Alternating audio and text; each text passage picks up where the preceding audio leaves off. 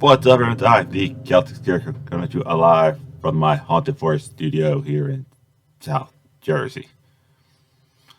Everything Warhammer, Part 1 by Bricky, Part 2 on this channel reacting. It's dropping the same day. I never played Warhammer. Never got into the little tabletop adventures. I went outside as a kid. More kids need to go outside. My opinion. But let's get back to it. Everything Warhammer, and he's about to talk about faith. Not always a good idea to talk about faith. But first, warning, because he does curse. Warning. The video you're about to proceed with is not recommended for people who have not leveled up in life far enough. Then again, there are plenty of people who have hit levels 18 and 21 who are still not mentally mature. Therefore, watch it, don't watch it. You're not my kids, but hell, I at least gave you the warning. Okay, and flick it over. There he is. That's Bricky. Oh, he's off on my right. Okay, cool. And blame him for his comments. Blame me for my comments. That's all I'm gonna say. Headphones on. And go. If you want to talk about faith, though, let's talk about the Sisters of Battle.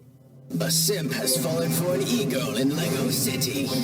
The Sisters of Battle of the Adeptus Sororitas, if that's how I pronounce it correctly, is an all-female group of battle sisters going through the ecclesiarchy section of the Imperium. The ecclesiarchy is, of course, the church. This is, imagine a private army of the church, which is scary. And it is. The sisters are an extremely zealotous force, and they take this to a full extreme. They believe in three main things: faith, martyrdom, and fire. Through the bolter, the flamer, and the melta, the Sisters of Battle...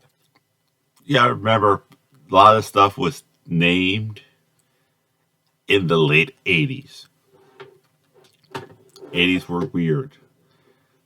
Thankfully, I don't remember the 80s. I grew up more or less in the 90s.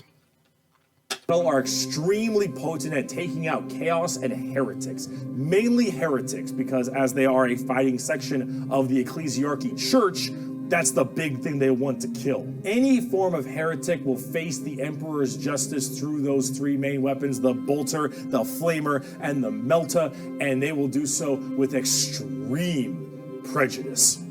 Literally. They are the closest things we have to nuns in space. And I'm talking hardcore nuns. They carry holy fire on...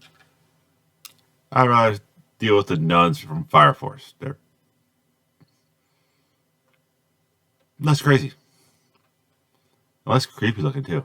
But it's anime, so they always make them look less creepy. On their backs. They have holy, like, books and sigils all across their armor. Their main battle tank is a fucking pipe organ missile launcher. They have... That thing was pretty cool looking. These things are not. These things here, they're creepy looking. Small babies that they have, like, removed their brain capacity to make them little servant cherubs to fly around and give them ammunition and shit.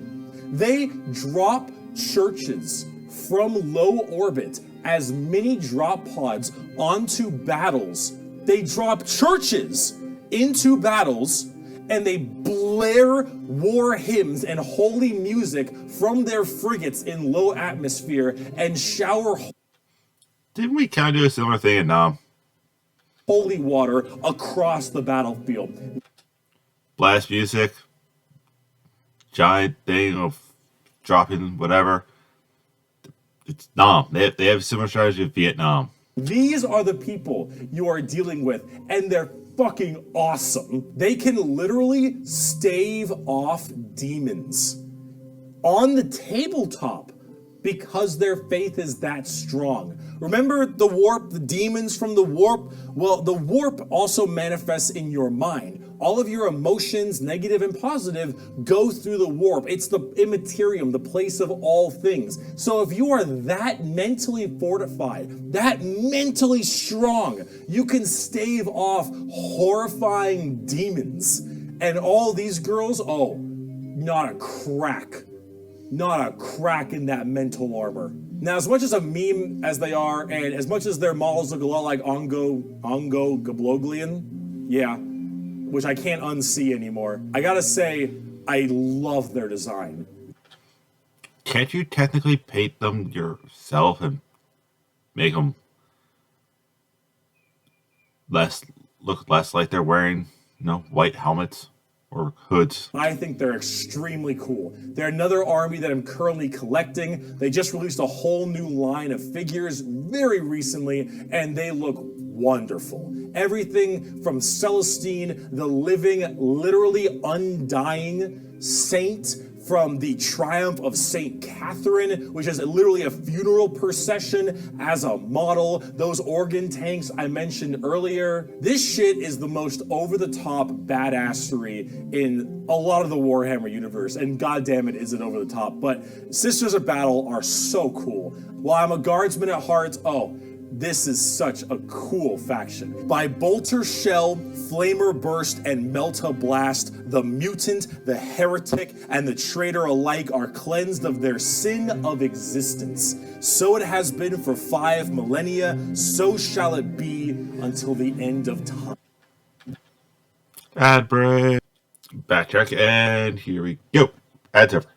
I had to backtrack so we can hear our whole sentence. Has been for 5 millennia, so shall it be until the end of time. And speaking of burning demons, I can see! I can fight! The Good Fairly Odd Parents reference there. Grey Knights are the first army I actually collected back in 7th edition. The Grey Knights are a super secretive and much more old school look at power armored knights, except they are all psychers. All of them have that crazy space magic magician shit. For every 100,000 guardsmen, there's one Grey Knight. For every 10,000 Sisters of Battle, there's one Grey Knight. For every 1,000 Space Marines, there's one Grey Knight. Grey Knights are the strongest of the strong, both in mental will and absolute just strength. These are Space Marines that are all high-level psychers, all of them able to specifically do one goal, and that is kill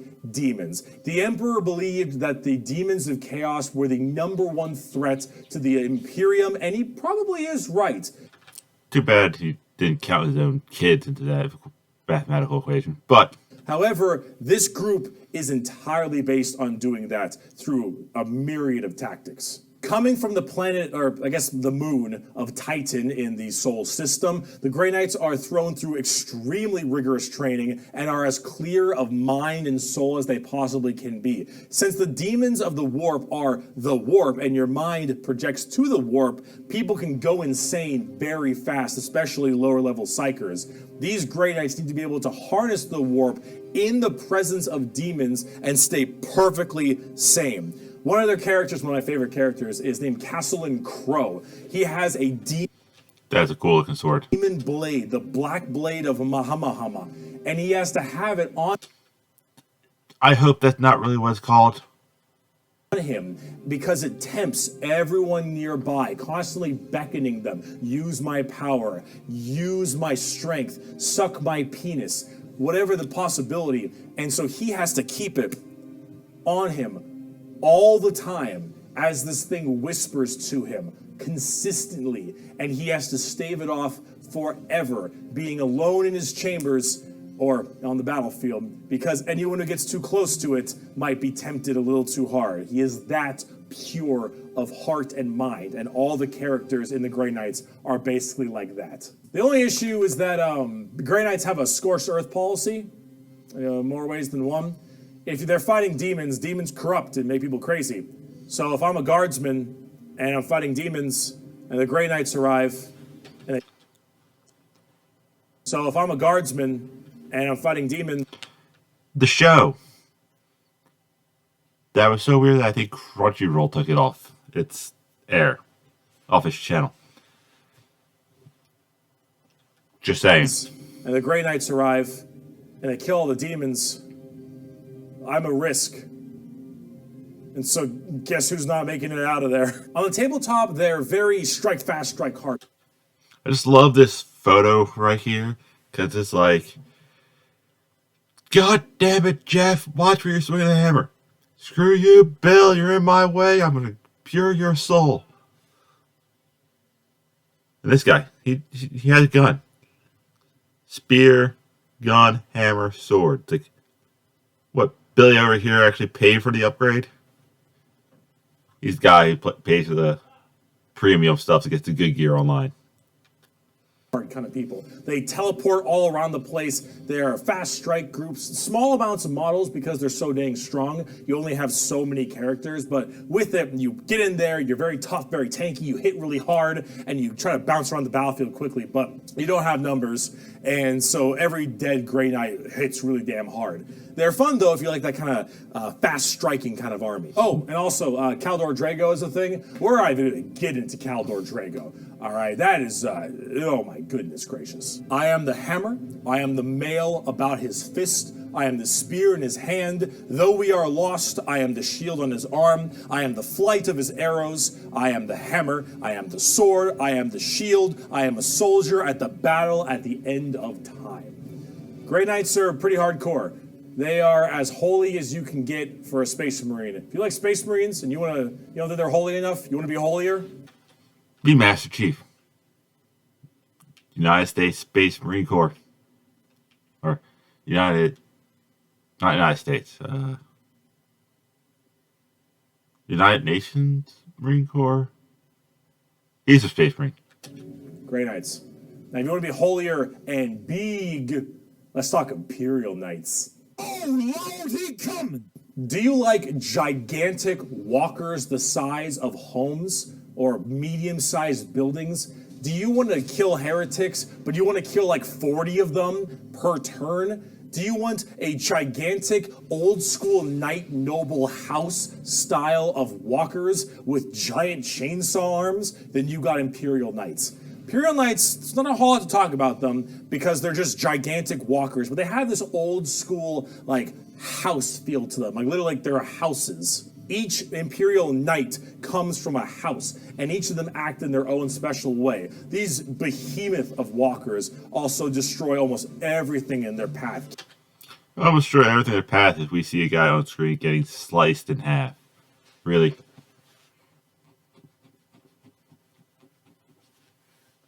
Really? Killing full swaths of squads in a couple shots, stepping on legions of troops. Like, these things do not mess around. And they look so cool. Imperial Knights and Chaos Knights, actually, for that matter, don't have a whole lot to discuss. They're just super big, heavy walkers, and they look different depending on your house or chaos god you currently believe in. And overall, these things are just really cool if you want to murder everything in your path. They're the big, scary, big unit of Warhammer, and if you want to collect them, go to town. They make for a great painting project, too. Getting more back down to earth, let's talk something about a little bit different, a little more gold.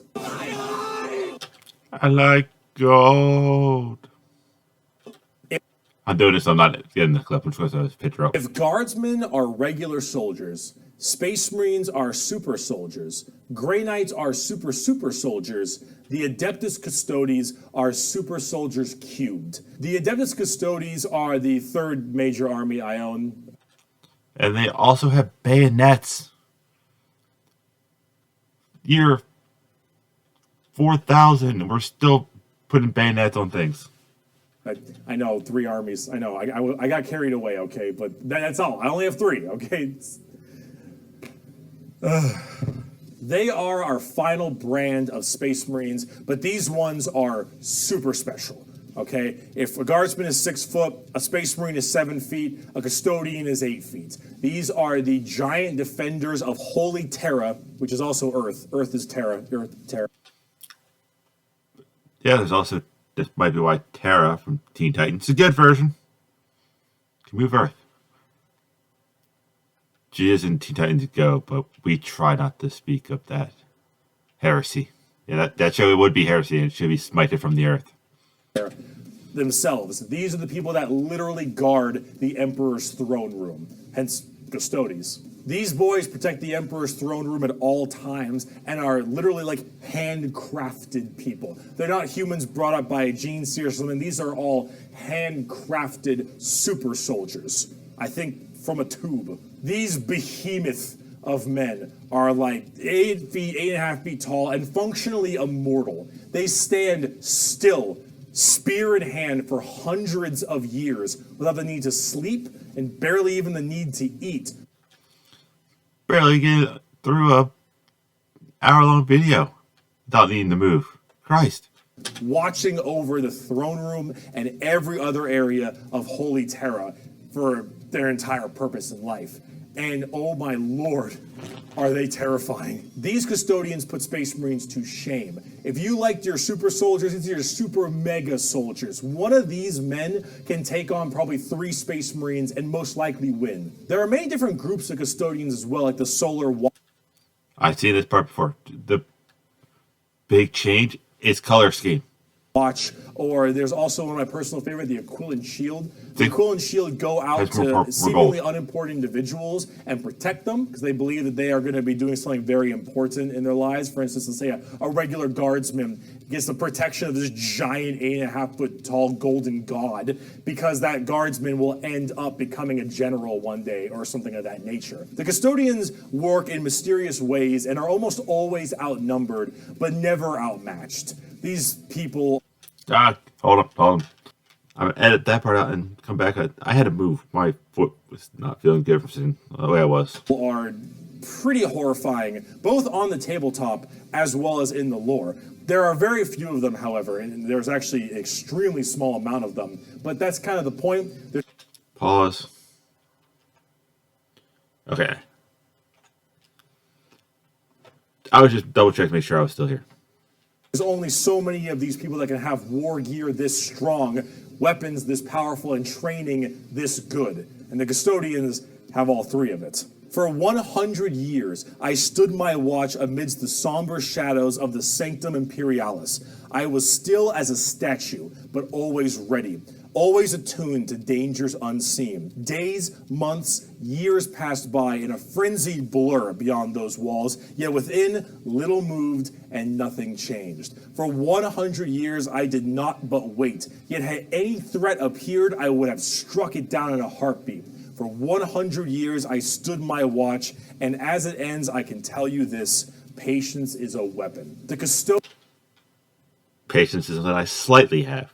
Not completely, but slightly. Custodians are the top dogs of the Imperium, and they hurt just that same way. Though I do want to discuss a little bit about the Sisters of Silence before we get out of here, because the Sisters of Silence I also have a few of, and they're really fun.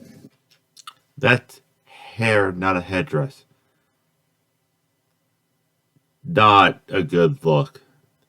Not a good look. But they don't get enough attention. These kind of bald plume ladies are a whole group of pariahs, or also known as blanks. We'll be referring to them as blanks from now on. So as every mind is somewhat connected to the warp, these blanks are a genetic mutation that has it suppressed heavily. Because of that mind suppression, normal people feel this weird, like, uncomfortable nature when around them. When a Sister of Silence walks past them, you feel ill. You feel just uncomfortable and strange. So most of them don't actually live past childhood, because once they are birthed, they're, well, killed or something at a very young age, because they just emit a horrifying aura. These ladies, however, are guardians of the throne as well for more psychic threats. See, none of the custodians are psychers, so they have a difficult time dealing with major demons and other kinds of psychic phenomena. These sisters are extremely specialized in it, all of them taking a vow of silence as they don't speak, hence the term Sisters of Silence, but they communicate through hand gestures and things of that nature. But if there's a demon... They're Italians. Future privates, trainees. Don't talk with your hands. If you're coming up to an NCO or a drill sergeant in basic trainings, it's parade rest. And I'm pretty sure parade rest doesn't involve judo chops and Italian speakery. Okay? So keep your hands behind your back and your hands away from my face. Because if you start talking with your fucking hands, I'm going to take that as a sign of aggression, that you want to fight me. And then I'm going to level you. I'm going to pick you up, I'm going to throw you to the ground. I'm going to make sure that you're no longer a threat to me. Try me. Probably just stand a parade rest like you're supposed to fucking to. Demon issue, if there's any kind of warp-based problem, the sisters are extremely adept at dealing with them, thanks to their blank gene. They Ad break. I'll insert my own. If I had one! Dope. Yeah, you don't get ads at my level. Please follow, share, comment, help grow this channel so I can actually get ads. I'm a poor boy and nobody loves me, and help change that. are extremely adept at dealing with them, thanks to their blank gene. They normally work a lot of time with the custodians because they have to deal with both kinds of threats, but they're not represented that way on the tabletop. In fact, they only have like one real model for them, which is very unfortunate. I hope they'll get something new soon, because I think they should really be working together as it is that way in the lore, but hopefully we'll get there soon. But if we're talking about blanks, let's talk assassins. My precious power ring, gone forever. It's been a long video. We're about to round it out. We got this and one more human thing, and then we're done. Yay! The assassins, though, the Officio Assassinorum, oh boy, these people are deadly. Yeah, they're called assassins. They should be, but Yeah, they're assassins. They need to be dead. oh man, these people will mess you up. So these are from the Officio Assassinorum, a very special organization, and they are handpicked by the Grand Master of the Officio Assassinorum from the, what was it called? Scola Pro. I'm not the only one that screws up. Thank you, Bricky, for making me feel normal. Genium. It's basically an orphan school. Your parents got murdered by demons or something, you get sent to this and you get trained to be whatever. Tempestus Drop Troop, an Inquisitor, maybe even. You get trained to be whatever. Tempestus Drop Troop, an Inquisitor. This character actually looks really cool looking. I'm in an old game called Dark Watch. That, if got remade today, probably actually do pretty good if they upgrade the graphics of it. Visitor, maybe even, maybe you get a blank gene and you get thrown into the Sisters of Silence, or sometimes you just disappear. When you are taken, however, you go to one of 4 temples, because the Assassinorum works in the temple style of things. These temples are the Vindicare, Caluxus, Calidus, and Eversor temples. We'll start with the Vindicare. I'm far away. I've been sitting here for 3 weeks. It's like the Finnish White Death. You don't know who he is. Look him up. He's actually, it's a great story. If you want to see me react to the Finnish White Death, tell me. Poof! The Vindicare Temple is the main sniper-based temple. Gigantic sniper rifles for all these assassins. Their whole point is to be able to be in a spot and sit there, eye and scope, for weeks, waiting for their perfect target, taking people out from literal miles away after extremely long time periods. The Vindicare Temple is about precise, perfect aim. There have been reports of Vindicares being able to single out particular body parts from over 2-3 miles away. Temples in the head, the jugular, for instance, and been sitting there after weeks. And when they're ready, take that shot.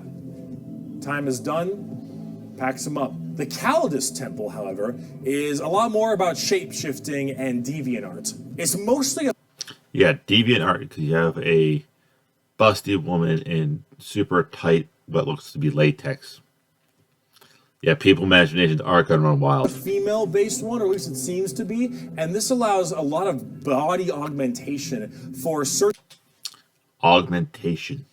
individuals to be able to kind of transmorph themselves and infiltrate areas that are problems. These assassins will end up taking missions that take them years, 2-3 years, to infiltrate a heretical group and slowly work their way up, just to get enough time to put a bullet into the main target's head and then escape unharmed. Or become the main target and sabotage it from within. These are all completely about deception, mind tricks, polymorphing, and everything in between. And lots of drawings. the Eversor Temple. Actually has a cool look to him.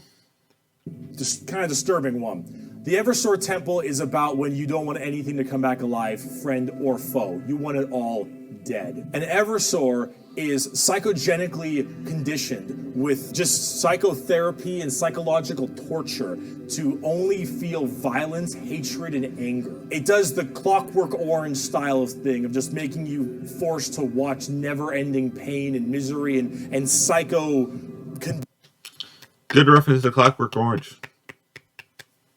conditioning, I guess is the term. And then they pump you full of tons of psychedelic drugs and they cryo-freeze you. And then they drop you in an area where they just want to make sure everything is dead. 1 second. Don't Jackson, the rogue Pepsi can that fell over didn't end up in the screen. All this we edit out because Reading.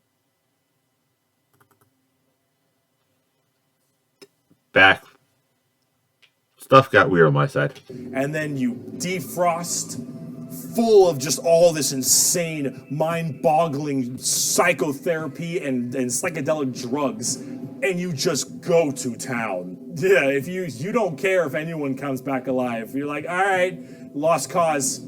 Send them in. Finally, there's the most bizarre temple, the Caluxus Temple. The Caluxus assassins are feared even among the other temples. So that blank gene, the people will go to the Caluxus Temple with this as well.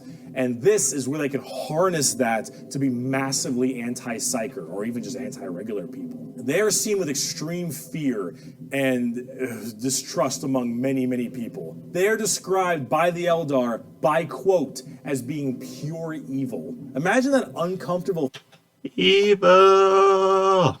feeling from that blank gene I mentioned, and then imagine them being taught and given equipment to amplify it by 100. If normally regular people feel uncomfortable, now they are basically akin to being a siren wailing directly in your ear. And if you're a psyker, oh no, the sheer presence of a Caluxus assassin is enough for you to tear your skin off. You will rather gouge your eyes out and rip your nails off than even being near this person. The Caluxus assassin is when you want psychers to literally lose their minds, and they will go on their knees and ask you to gun them down because it is a suitable choice over being anywhere near you. The motto of that temple is, that which is unknown and unseen commands the greatest fear. Now, for the tabletop, assassins aren't that special. You can call them in no matter what Imperium faction you are, and they do a lot of work for themselves, but at the same time, they're very specialized and require a lot of finesse. And they work the way you generally want them to, though. You want to cause some distortion and weird stuff, you take a Calidus. You want to just murder swaths of infantry and then blow up Eversor. You want to kill that one guy, Vindicare, and if you have a lot of Psychers, Caluxus. It's a nice little, like, jack of all trades if you have a specific thing you want to... Or a Swiss Army knife of tabletop creatures. Well, you made the reference earlier. kill. And you get to choose which is really fun. But now, let's talk about the last human faction. We can round this video out before we do part 2. The Inquisition. And we have a lot to talk Pause. Okay, I'm good now. about with them. On the subject of heresy! Oh boy. I'm not good. Just my eyes just bothering the hell out of me. I'll leave this half it in, but Christ.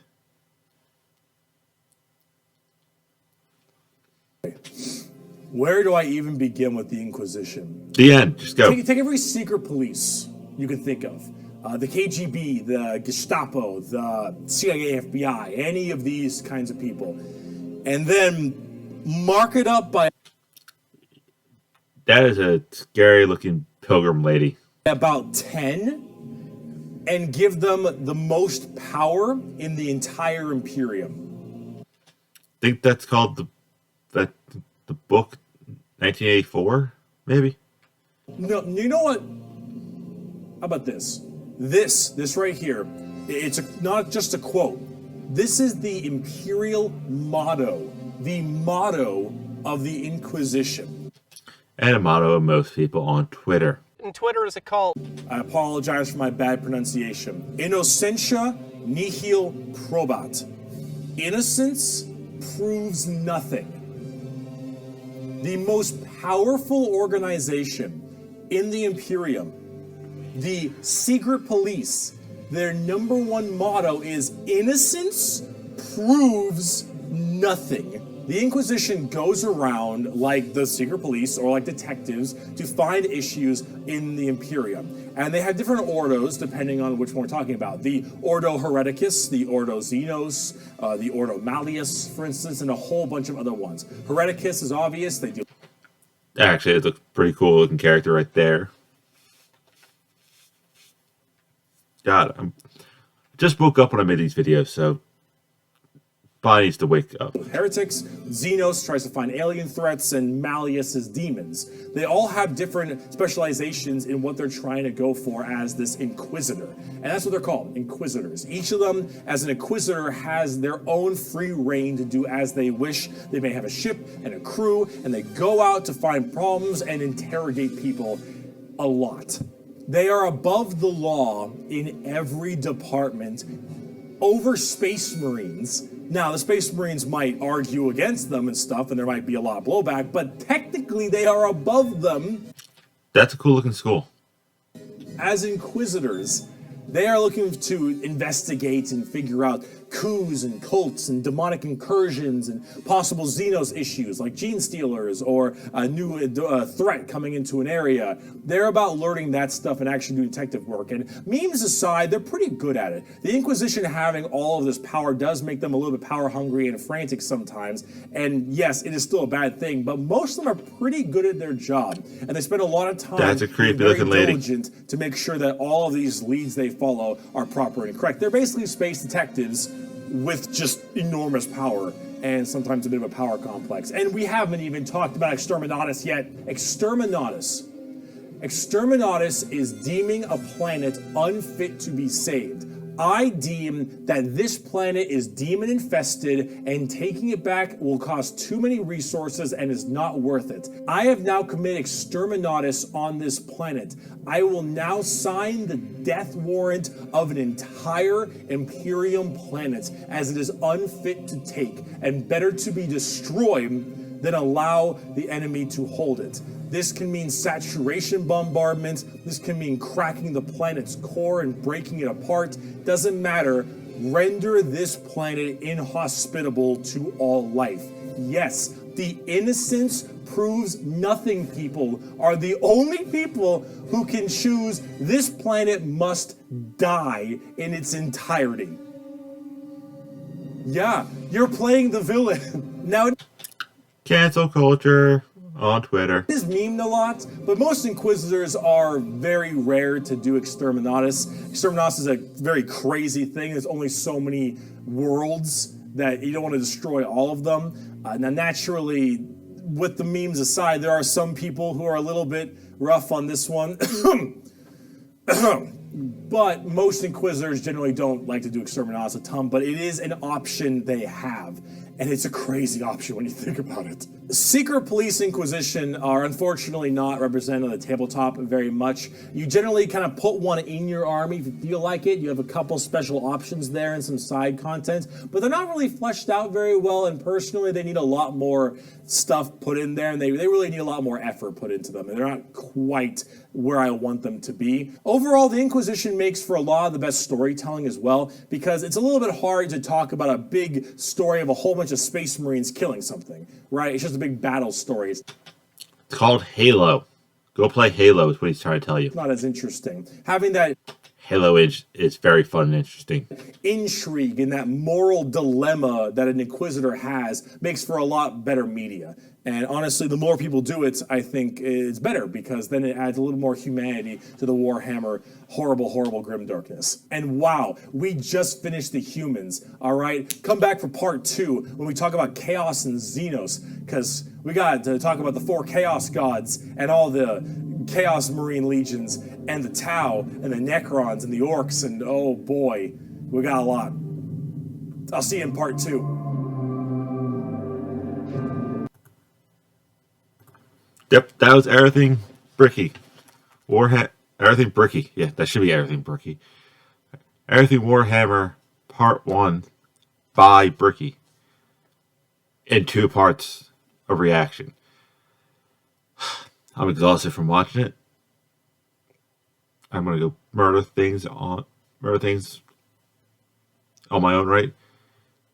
But if you like this kind of informational breakdown nerd stuff, leave likes, comments. If you find me entertaining, subscribe. Follow me on everything. But until then, I do drop a new video every Tuesday. A Saturday morning cartoon-like thing. Right now it's Dragon Ball Z Abridged on Saturdays. Check them out. I'm on Twitch most nights of the week. So, find me there. Until then, I'll see you people later.